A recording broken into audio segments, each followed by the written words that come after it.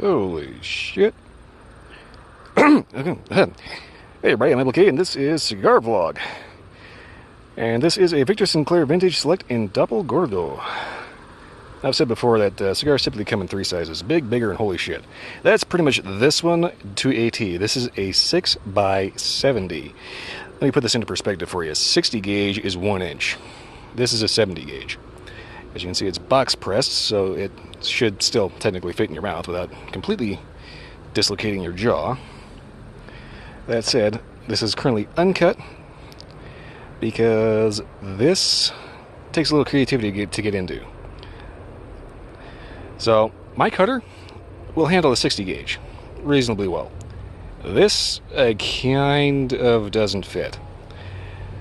So yeah, I'll figure out something. Give me a sec. I got it.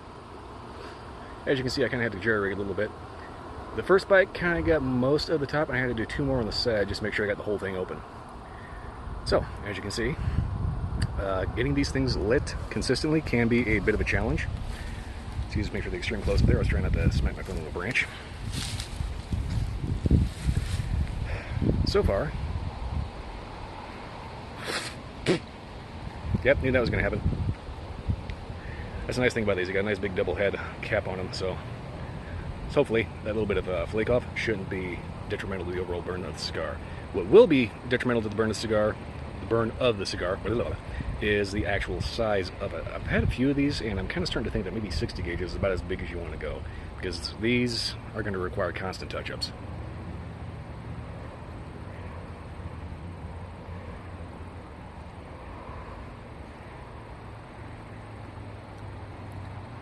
Right off the bat, the flavor, though, is pretty mellow. Just a clean tobacco so far. Not bad.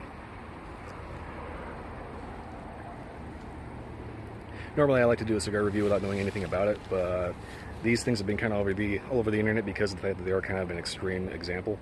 So it's kind of not really possible to get one of these without knowing anything about it. So far, everybody says they're good, so we're going to find out. I'll get back to you at the inch point, though. Okay, so that was a quick 1 inch. I said it was a quick 1 inch because I was kind of getting some burn issues. It was kind of canoeing down one side, so I kind of had to touch up a little bit. And that's kind of the big problem that I've noticed smoking these, is getting a decent light on them can be particularly tricky just because it is so huge. Flavor-wise, it's kind of getting a little bit of spice, not too much. A little bit of a dry cocoa and retrohale. Subtle, sweet, clean tobacco. Pretty good so far. Hopefully it'll kind of build up as it goes on, so we'll go ahead and take a break here and hit you up at the halfway point. By the way, so far I've noticed that the ash will cling for a very long time on these, so they are decently constructed. All comes down to whether or not you're dank when you light it, like me. Anywho, get back to you at the halfway point. Alright, so getting up to about the halfway point here. Getting a couple of burn issues here just because of the fact that, one, it's huge, and two, I kind of fucked up my light.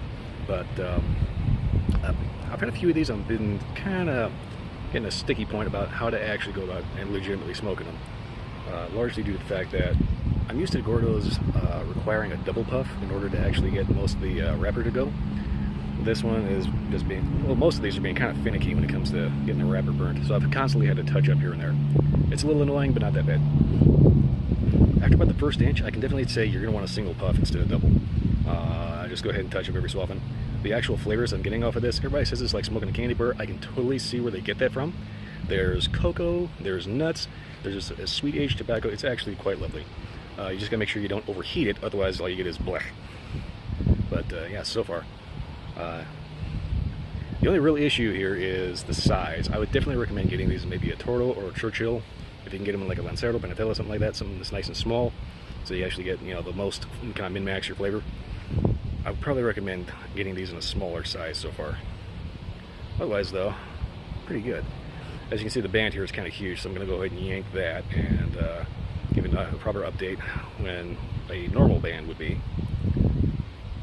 But so far, it's been actually very nice. Oh, it's one of the things I kind of noticed that's funny about box press. When you light them, they round out. So, anyway, I'm going to go ahead and take this this band off and get back to you at the, well, right about here, where a normal band would be. Okay, final update. Just for a little bit of a giggle, I went ahead and flopped the ash off in a little puddle of water here in the tunnel, and it made it sound kind of like when you deglaze a skillet. So, anyway, so far, flavors have been pretty consistent from the midpoint to here. Basically being a sweet aged tobacco with a little bit of dry cocoa and a nuttiness to it. Retrohale is definitely a very good idea. As far as drink pairings, I would definitely try to pair this up with something kind of like a sweet cocktail, like a decent old fashioned, rum and coke, also known as Cuba Libre, margaritas, daiquiris, things like that. White Russian, Black Russian, just kind of whatever floats your boat. Definitely something a little on the sweet side.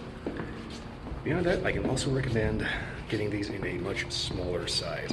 This is a 70 gauge cigar, and I'm kind of starting to develop the mindset that the 70 gauge is just too big. It's very difficult to keep this thing lit and burning consistently just because of the fact that there's so much tobacco to burn through. Also, make sure you set aside a sizable chunk of time because these have been running me around about an hour and a half to get through. I was just looking up because there's this loud truck going by.